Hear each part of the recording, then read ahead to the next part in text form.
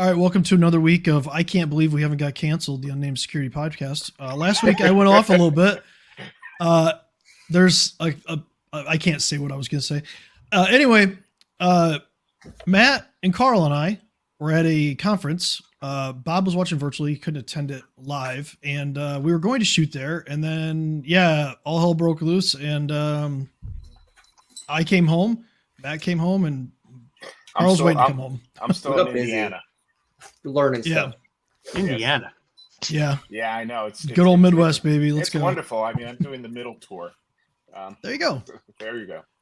So the Heck House. Today we want to talk a little bit about the conference, and there's a couple of other newsworthy items as well. I'm not going to rant on Change Healthcare this week. I'm going to save everybody from that. Almost disappointing. I know. I can rant on a bunch of other stuff though. Don't worry. So new people will come in to take their place. It's a never-ending story. Carl, you want to give us a little bit of a recap of the week, and then we'll kind of I want to get Matt's take too as well. It was a very interesting week. We go almost quarterly to a cybersecurity hacking conference, and this one was held in Indianapolis, Indiana. And we had some of our stuff is on business development and just making sure our stuff as a team operationally is in order to serve our clients better. And then some of it is really, what's the new stuff that's been coming out. I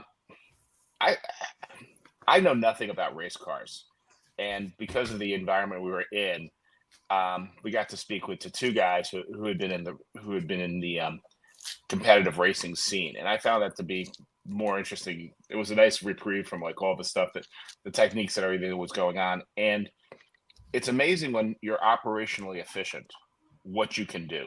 I didn't realize a pit stop.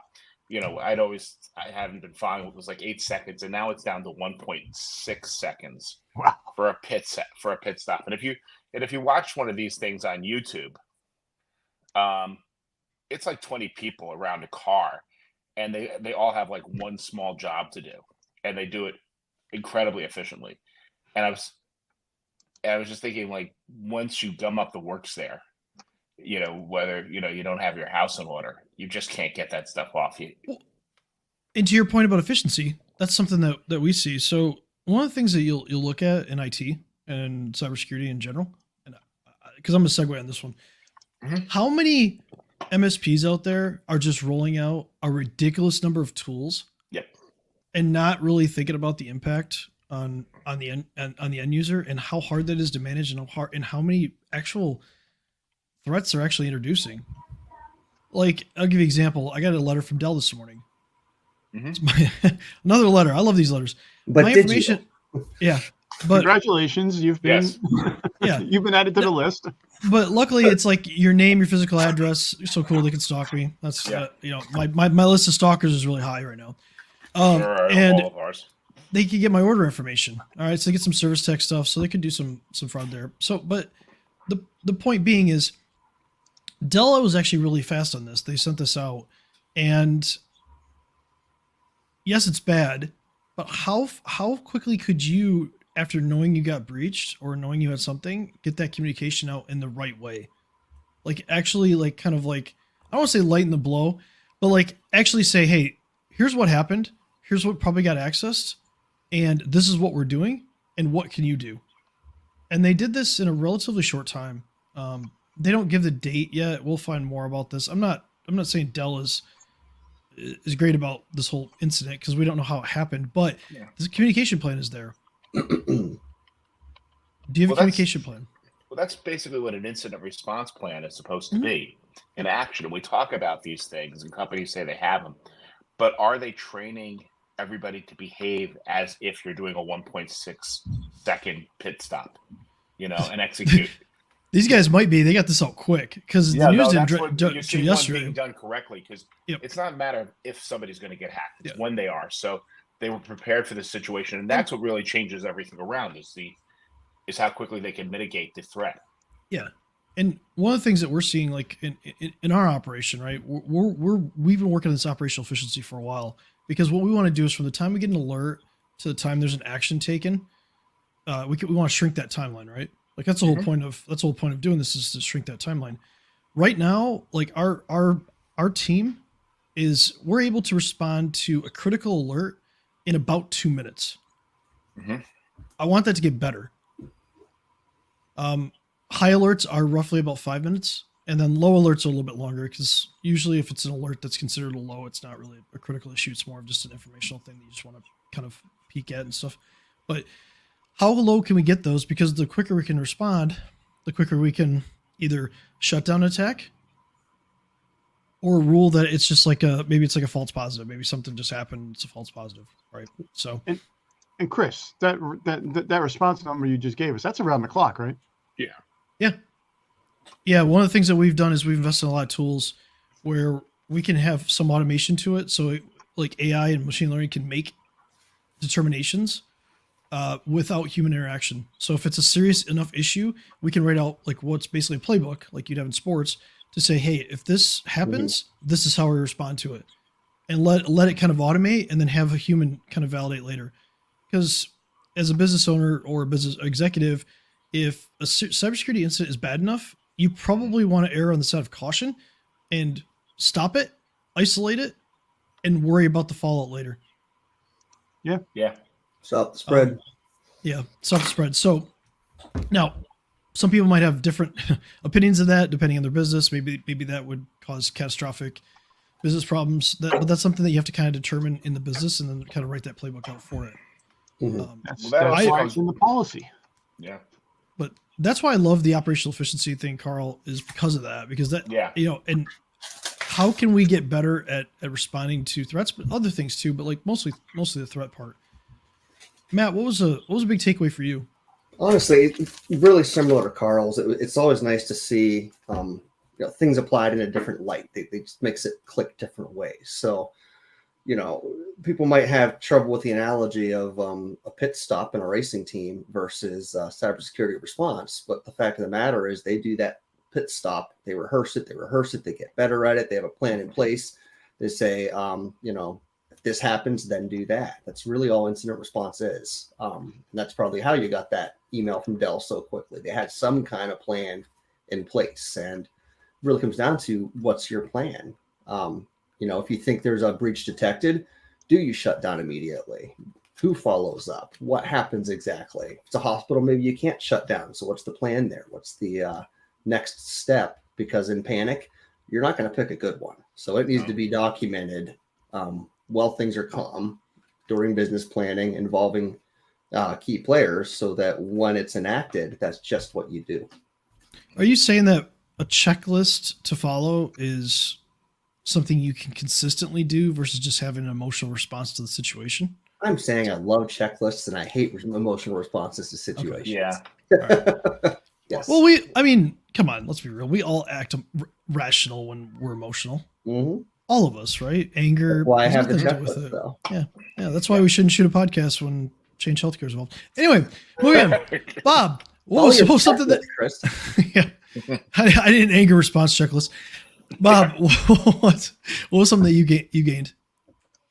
I actually only caught the first day because I did have some stuff going back on in New Jersey, and it's been such a long time since I was there, so I'm not going to. Okay. I actually been reading so much stuff over the past 2 days. I just saw that the U.S. Patent and Trademark Office applicant data has been leaked now too. It's coming out. That email just came out, and some of the other stuff. So I don't have anything specific from the show. I wish I was actually there, because I'm sure I would have had a better time there than I did where I was in New Jersey. You were missed, but we had no fun, I promise. Nobody misses me. No. Oh, come on. No, you were okay. Carl missed you.